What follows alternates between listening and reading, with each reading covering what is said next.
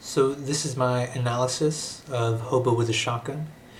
Um, Maybe it didn't deserve this much attention to the writing or anything like that, but uh, I think there's enough in there to justify this. So if you haven't seen the movie, I wouldn't recommend you watch this. Maybe I might give something away. Otherwise, it's your prerogative. Keep watching. Um, so they set up a vigilante theme right off the bat. You know, the homeless, the hobo, comes into town and sees this just politically and morally corrupt town. It's just, you know, the preacher Drake and his two sons just own the town. They own the cops. They they're just some they're just bad cats. You know, there's just these bad dudes just running around. Uh, they're you know, he defends this girl that's going to be raped. I mean, she's the main character. She's one of the main characters, Abby. He defends Abby, and you know they don't like that, so they go after the homeless guy. He defends himself, and they like that less.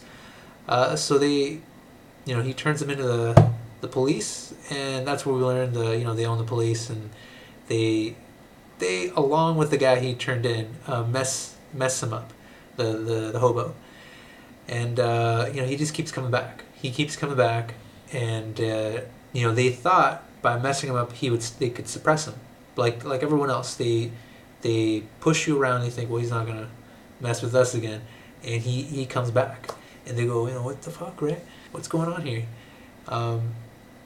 And he kind of starts this little spark.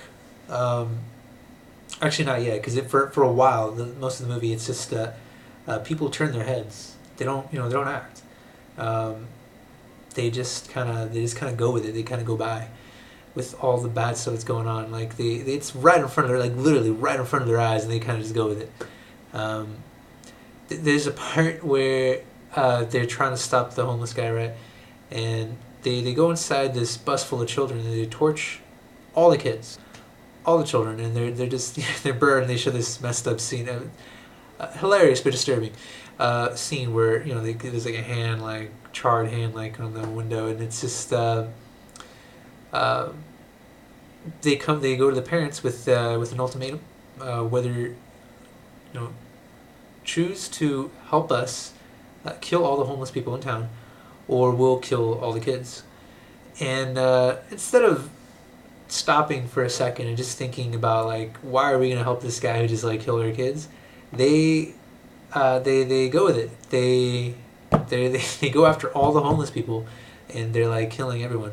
So they start kind of like this genocide of like homeless people.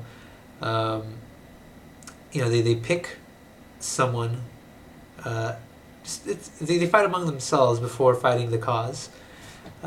It's just, again, like I don't know, like I'm thinking like it correlates with like today, like in many ways.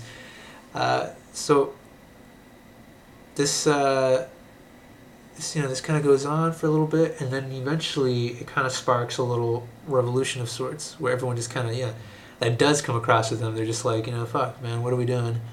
They're just like us. They much less and probably usually lazier than us and stuff like that. But they're just like us, and we're tearing them apart. So they stand up for themselves in the end, and they take over Drake. So there's this kind of like vigilante and kind of revolution type stuff going on in the background, but it's just I see it kind of a weird commentary to what's going on today, and or just if you look in a history book, well maybe not a history book, but if you look back on history, it's usually something similar, suppression and just like suppression and repression. So. What do you guys think? Maybe I'm reading too into this movie. Probably am reading too into this movie. But what do you guys think? Maybe it's just either way, it's a fun movie. So, what do you guys think?